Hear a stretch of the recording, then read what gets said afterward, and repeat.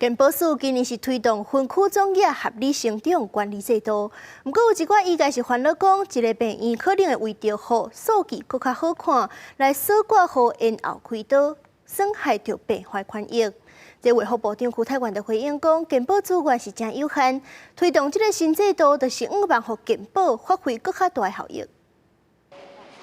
有的民众人若无爽快，无论是严重也是轻症，拢关系去大间病院。为着落实分级医疗，卫福部健保署今年推动分区总额合理成长管理的制度，要求全台湾6区各间病院家己爱管理总额，若超过健保申报的上限，就会拍折或者是无给付。不过，去有外界批评讲，台湾已经进入超高龄的社会，医疗的需求增加，这种长头式的给付根本是拍假球。医界嘛烦恼讲，未来病院为着要保障健保的点值，若超过一定的数量，就无爱互挂号。但开刀、检验、检查等等，爱排真久的情形，恐惊加做常态。很多血汗医院，所以很多医院都关床或者手术网也都控制，所以变成说造成的是说，医院来讲，他也不会说把这个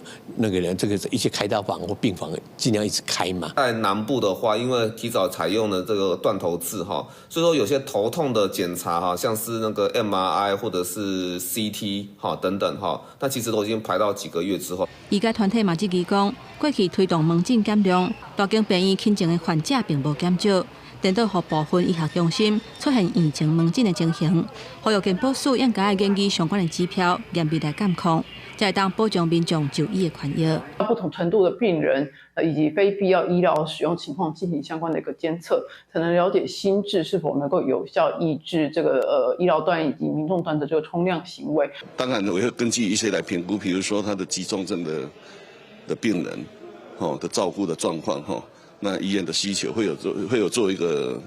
保护的调整。邱泰源强调讲，推动病院个别总额，会当避免重症的患者去互提来提去。健保资源有限，希望用伫合理的所在，互健保发挥上大的效益。目前全国病院总额分区，除了台北区以外，其他拢已经实施。